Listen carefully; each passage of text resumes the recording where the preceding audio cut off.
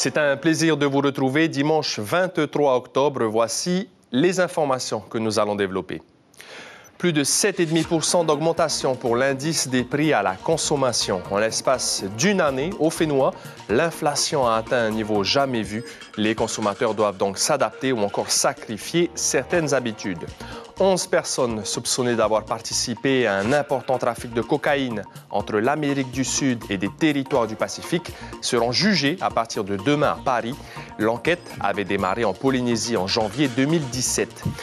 Il y a quelques mois, Trinity, Grégory et Kimi étaient en couveuse. Des triplés prématurés, surveillés de près par le service de néonatologie de l'hôpital.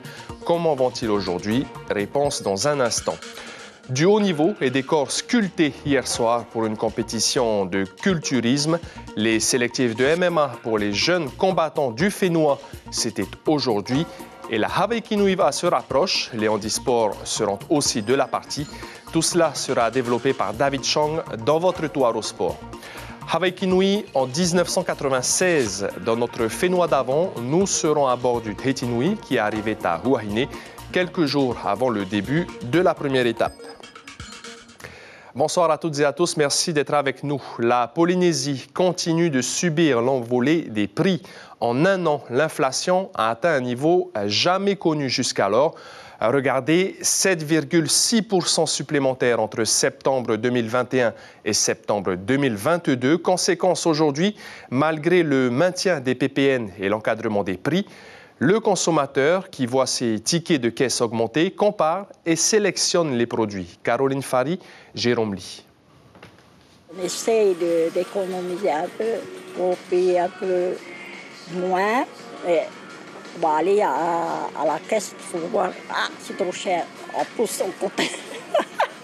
Excite le superflu. Aujourd'hui, le consommateur polynésien cible ses priorités. On prend ce dont on a besoin et on choisit le meilleur prix. Le moins cher. Maintenant, on prend ce qu'on a besoin. On ne prend plus comme avant.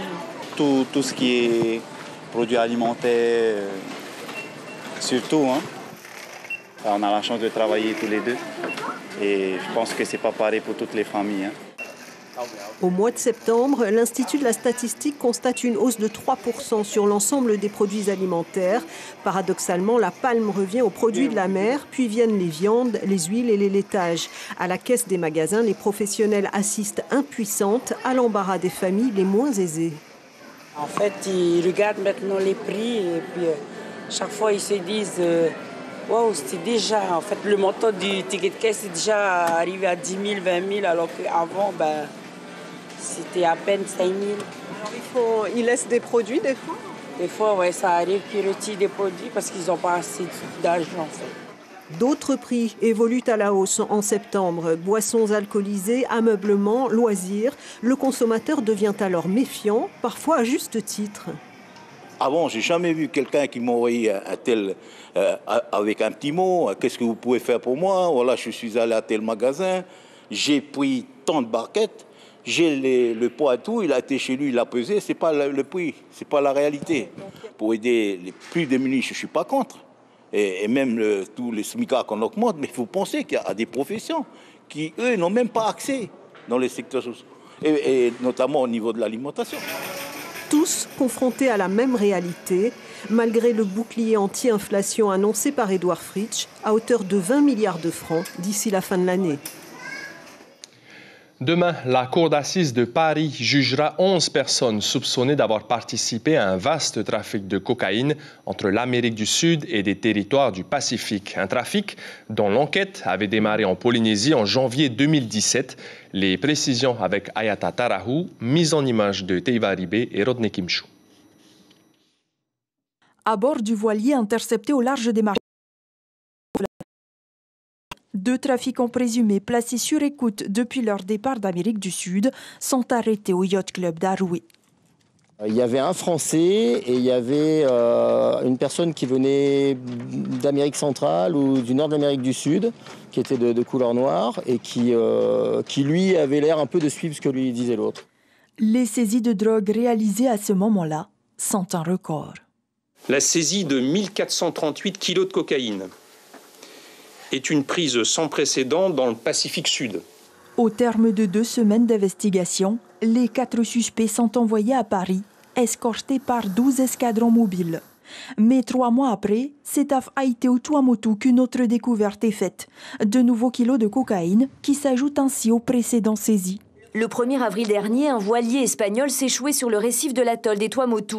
Ces 2 propriétaires auraient mis le feu au navire pour tenter d'effacer la trace des 237 kilos de cocaïne, retrouvés malgré tout à l'intérieur par les premières personnes arrivées sur les lieux. Selon les éléments de l'enquête, ces 3 convoyages sont commandités par la même organisation criminelle.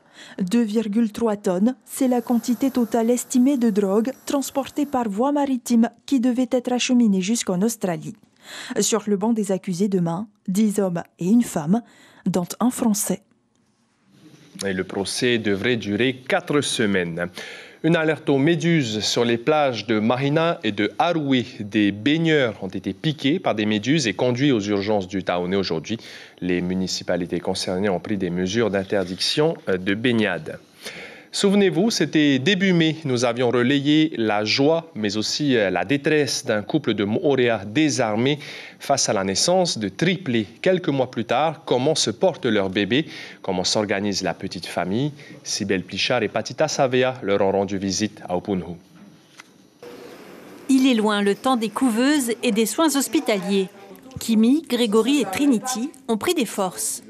5 à 7 repas par jour, que vous multipliez par 3. Depuis la naissance, Cristal et Grégory ont préparé plus de 3000 biberons à leur triplé. Les nuits, ça va mieux. Après, il y a la petite qui mange moins que les 2 autres. Du coup, elle se réveille plus souvent que les 2 autres. Et quand elle se réveille, elle réveille tout le monde. Dans leur petit faré, niché au pied de la vallée d'Urufara, le couple l'a bien compris. L'adaptation prime sur l'organisation. De temps en temps, Cristal et Grégory s'octroient un petit bain dans la rivière derrière la maison. L'occasion de prendre l'air et un peu de recul. C'est difficile aussi, hein, même pour le couple. Hein. Ça le met en question. Hein. Des fois, on se prend la tête, on va pas se mentir. On perd la tête, ouais. Bah ouais, des fois, on dort presque plus. Ça peut... La dernière fois, on n'a pas dormi pendant une semaine. Au bout d'une semaine... ouais. Ça clash. Bah ouais, un peu. Ouais. Rapidement connus sur les réseaux sociaux, les triplés ont reçu des dons comme ces cartons de vêtements. Parrainés par des entreprises et des associations, les parents se sont vus offrir les couches, les bouteilles d'eau et les boîtes de lait. Accompagnés des services sociaux, la petite famille vit avec le strict minimum. Là, j'aimerais attendre encore quelques petits mois, le temps qu'ils grandissent encore un peu, et puis après peut-être essayer d'alterner avec des mi-temps, comme ça. Soit c'est moi, soit c'est Cristal, entre les deux, quoi. Hein. Mais pour l'instant, non, comme on a du soutien, alors du coup, ça nous permet d'être H24 à la maison. Puis on espère que ça durera le plus longtemps possible. Se serrer les coudes pour apporter l'essentiel à leurs triplés, mais aussi à leurs enfants nés d'union précédente. Pour Cristal et Grégory, la priorité est familiale. Le reste viendra après et le plus tard possible. Et place tout de suite à notre instant sport du dimanche soir.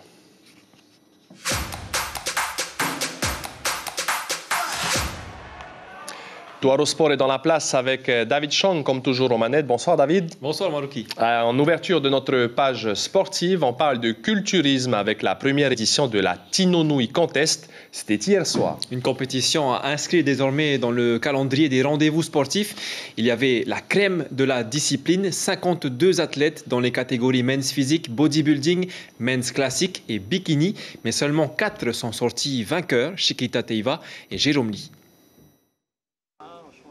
Il y avait du lourd et du glamour à la Tinonui Contest, première édition à la Maison de la Culture. Dans les coulisses, on peaufine son teint et on affine surtout le posing. Physiquement, il est pris. Il est fin prix niveau sèche, niveau volume musculaire. Sauf qu'au niveau des poses, il faut encore qu'on travaille à peaufiner encore. Parce que les poses peuvent déterminer en fait la fin du spectacle. On a hâte de montrer tout le travail de longues semaines de préparation. La discipline séduit les novices, mais les masters sont toujours là pour les titiller. Il faut que les jeunes motivent Ils voyaient qu'à mon âge, il y a encore des vieux à côté d'eux pour monter sur scène. C'est vraiment pour découvrir, avoir une nouvelle expérience, pour soutenir aussi Manu, c'est sa compétition. Et on est venu entre copains, donc c'est tout dans la bonne humeur. Pas moins de 52 compétiteurs novices et confirmés se sont préparés. Sur une trentaine d'athlètes en men's physique, Brian Gobré rafle la première place devant Marour Eiraoul et Moana Leroux. Tout comme l'indétrônable Tauhirou Yip en bodybuilding devant Gary Colombani. Il y avait quand même un concurrent assez bien. Gary Colombani, il était sec. Alors, pas un peu peur, c'était juste un peu... Oula, il est sec. Hein. Du beau muscle également en men's classique où 12 compétiteurs ont sorti le grand jeu. Teva Cipriani fait la différence. Quand je me suis donné les moyens d'y arriver, je me suis entraîné dur pour pouvoir essayer de décrocher en fait, cette victoire. C'est le sacrifice d'une année de travail. Et quand je dis sacrifice, c'est dur. Chez les femmes, elles sont 15 à briguer le titre de Miss Bikini, toute catégorie. Féminité oblige, Vaïhere de Zoli arrive en tête face à Cindy Leroux. J'ai essayé vraiment de tirer le plus féminine possible, sachant que j'avais une masse musculature qui était déjà présente. Voilà. Non, franchement, je ne m'y attendais pas. Petite nouveauté, une catégorie Big Mass destinée aux plus de 120 kilos. Je vois beaucoup de gars qui sont tellement sales, mais qui n'aiment pas faire régime. Mais ils sont là, ça fait des mois, des années. Ils sont aussi impressionnants à l'entraînement que certains bodybuilders. On a voulu les mettre en avant. En attendant d'autres challengers en catégorie Big Mass, la soirée a tenu toutes ses promesses. Relâchez. Merci. Une compétition de MMA amateur qui mettait à l'honneur les moins de 18 ans a été organisée aujourd'hui à Aroué par la Sphère MMA Academy. Oui, elle entre dans le cadre de la sélection pour les championnats de Polynésie jeunes. 18 combats à l'affiche, avec 10 combats réservés aux plus jeunes, des 10-11 ans aux 16-17 ans. Juan Potoru et Marcel Bono étaient sur place. 12 ans à peine et déjà des réflexes de championne. Dans cette catégorie, c'est Haulani Nigel, short blanc, qui mène les débats. Malgré des contrôles répétés de son adversaire, elle réussit à mener au point en restant active au combat. Une victoire prévisible vu la différence de niveau durant les 2 rounds de 3 minutes. Il fallait continuer à taper pour avoir des points. Tu étais surpris du résultat ou? Oui, je ne pensais pas gagner, mais j'ai gagné aussi et je suis fier de moi. A été contrôlé dans la cage, bon, j'étais sûr, ça c'était le jeu. Hein. Bon, on a travaillé ça, les sorties de cage, en fait, quand tu es à la cage, il faut continuer à être actif, voilà, et défendre les coups de l'adversaire, mais continuer à donner des coups. Donc c'est ce qu'elle a fait, elle a respecté le gameplay. Marque tes points, marque les points. Oh. Chez les plus jeunes également, dans la catégorie des 10-11 ans, les consignes sont suivies à la lettre. Avec ici Reihono en short fluo face à Antoine. On ne lâche rien, on maintient la pression pour engranger un maximum de points. Il fallait striker et bouger. Tu as enchaîné quoi comme coup? Les combinaisons, jab, une de crochet. Dans cette catégorie des 70 kilos, Nohorei, short rouge, originaire de Moorea, gère sereinement son combat au sol. Difficile pour Fanyuru de trouver des sorties afin de renverser la situation. L'expérience de Nohorei en jiu-jitsu est évidente. Une clé de bras était même possible sur la fin du round. Allez, là. J'essaie de faire des Kimura, mais ça n'a pas bien passé au dernier round. Et ouais, c'était tout. Bon, la stratégie a marché. Ouais, la stratégie a marché, donc ça va. Pour les qualifiés du jour, la prochaine étape, ce sera au mois de décembre, du 15 au 16, pour les finales du championnat de Polynésie de MMA à Aroué. Allez, je vous propose de voir le reste du sport de la semaine en bref. Il y a eu du triathlon nature, Xterra, de la pêche au gros, de la boxe et de la course de chevaux. Le Néo-Zélandais Sam Osborne s'est offert son 2e titre à Moorea au Xterra hier.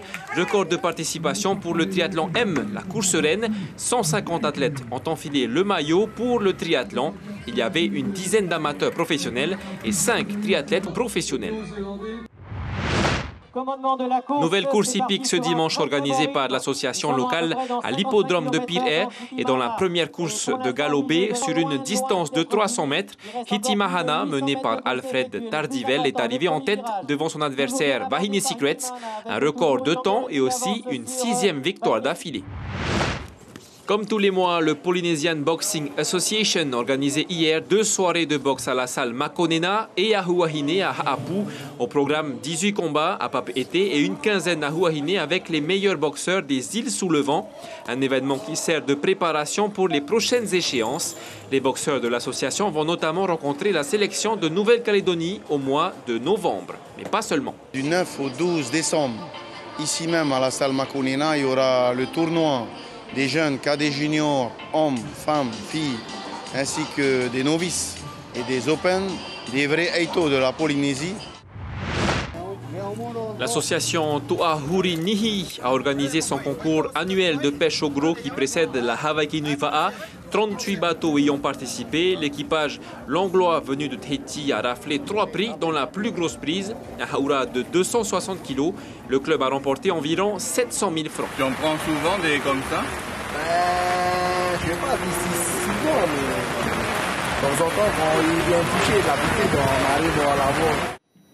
Et on reste au Raromatei, une journée spéciale samedi prochain à Bora Bora. Après la Hawaii-Nui-Va'a, la journée Aere-Ra'iye mettra à l'honneur d'autres catégories, David. Oui, et en plus des jeunes athlètes, plus d'une 50aine d'équipes au total pour les courses en lagon. Il y aura les Parav'a, Rohan Puturu et Jacques Damour sont allés à la rencontre de l'équipe de Tahiti To'a, qui a même fait l'acquisition d'une pirogue adaptée. Le récit de Inacio Raveinu. À 69 ans, Atonia n'a plus rien à prouver. Il a ramé pour Pire FA pendant 38 ans et c'est un accident de la vie qui l'éloigne des plans d'eau. Mais pas pour longtemps, car grâce à ces améliorations, ils sont plusieurs à pouvoir renouer avec leur passion. Mais le plus compliqué, c'est de perdurer. C'est toujours les mêmes, mais c'est les restants des équipes actuellement. Bien avant ça, on était beaucoup, on était 18 si on peut dire, mais maintenant les autres ils sont partis dans les autres clubs. Voilà 4 ans que Tahiti To'a participe à la Hawaii-Nui-Va'a et il a fallu faire preuve d'imagination car côté motivation, ces personnes physiquement diminuées ne sont pas en reste. C'est toujours une grande fierté de pouvoir représenter le club d'abord, hein, et ensuite et aussi de représenter toutes les personnes qui sont en situation de handicap. On va dire que c'est jouissif, oui, ouais. Il y a de la bonne glisse. Et puis on sent avec tout le monde, c'est formidable la sensation qu'on a.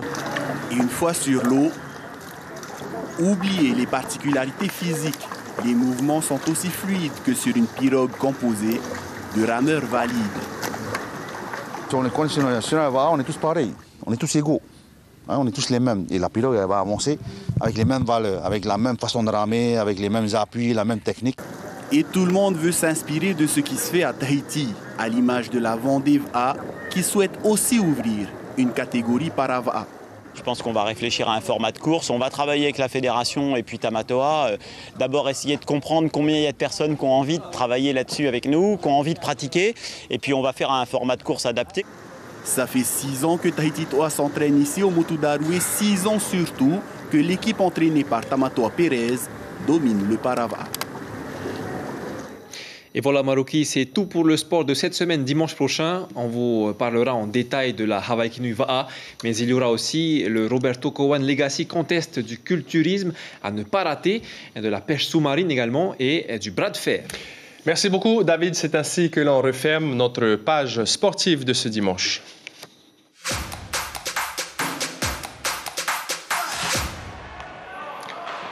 Le collège de Hakahau à Uapau a décidé d'organiser son cross scolaire annuel le jour du départ en vacances, soit avant-hier, vendredi.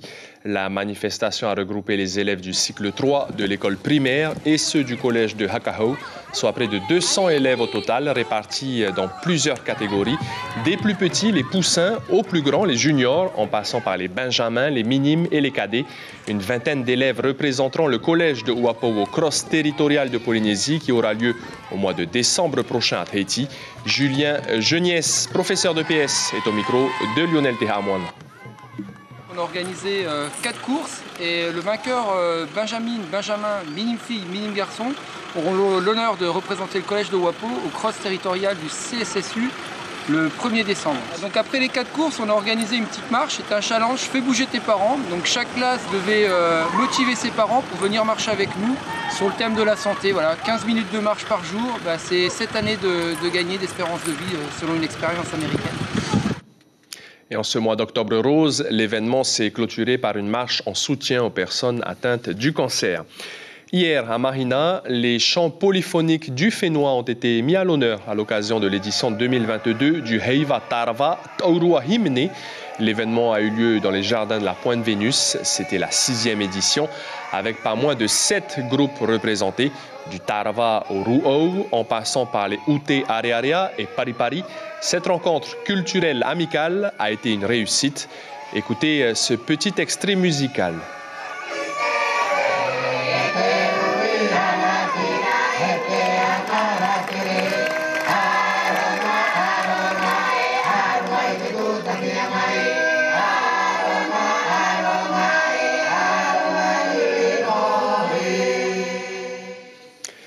La journée des personnes âgées de Mangareva, les Matakao, a été organisée cette semaine pour le plus grand bonheur des anciens de Rikitea.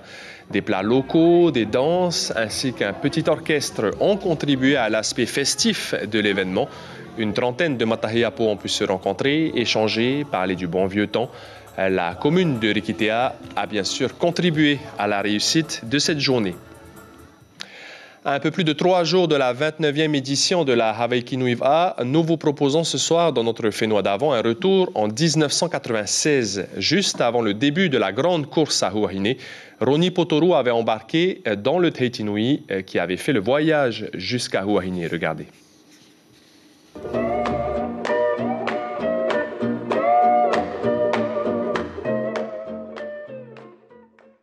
Aux îles sous le vent, Huahine est devenu le lieu de rendez-vous de tous les passionnés de la rame. Le départ de 3 jours de compétition par étapes. On vient de tous les horizons, de la Nouvelle-Zélande, des îles Hawaï, de la Nouvelle-Calédonie et des 5 archipels de la Polynésie française, pour célébrer en quelque sorte la fête de la pirogue de compétition de haute mer.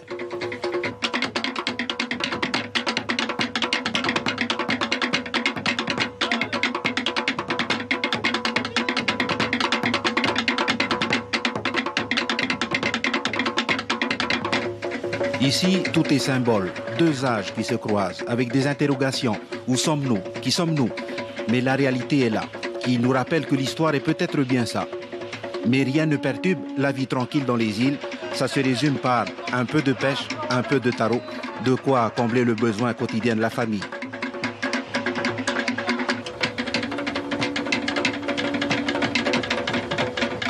L'arrivée symbolique de Teitinui à Huahine annonce également une fête culturelle. Cette fête concerne un tout autre monde, le monde des sportifs.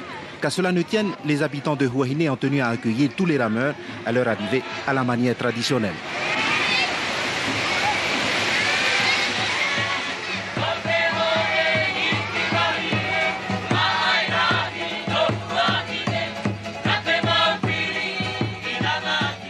Mais les choses sérieuses commenceront jeudi matin, au départ de Huahine. Les choses sérieuses débuteront dès demain. L'information principale de ce dimanche soir, la Polynésie continue de subir l'envolée des prix. En un an, l'inflation a atteint un niveau jamais connu jusqu'alors, plus 7,6% entre septembre 2021 et septembre 2022 sur l'indice des prix à la consommation. Statistique dévoilée cette semaine par l'ISPF. Il s'agit d'une hausse plus importante que celle que connaît la métropole ou encore la Nouvelle-Calédonie. À suivre de près cette semaine, dans l'actualité, on vous en a parlé dans ce journal. À Paris s'ouvre cette nuit le procès des trafiquants de cocaïne du Pacifique. Mardi, l'hôtel Intercontinental accueillera les 5e journées francophones d'urologie du Pacifique Sud. Enfin, mercredi, c'est jour de départ de la 29e édition de la Havaikinuiva. Ce sera à Huahine. Sur votre petit écran, ce dimanche soir, un film français, Maya, à la fois une romance et un drame, sorti en 2018, puis 2 épisodes de votre série The Tourist. À la une du quotidien, Tahiti Info, des fiscs, il y a un hic. C'est la fin de ce journal. Merci pour votre fidélité. Retrouvez Vito Tapo et Ayata Tarahu à partir de demain. C'était un plaisir de vous accompagner tout au long de ce week-end. Passez une très belle soirée et une excellente semaine. On se quitte sur un petit clip des meilleures images de sport.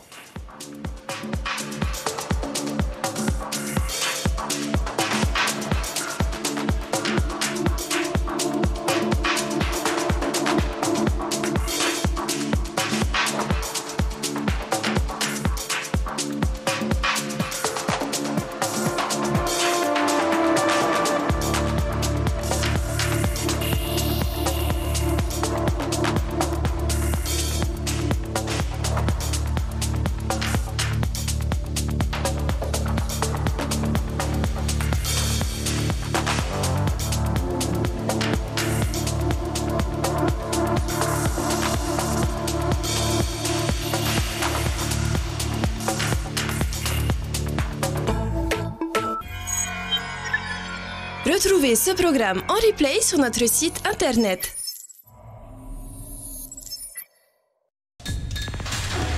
L'information en continu sur Polynésie la première, internet et réseaux sociaux.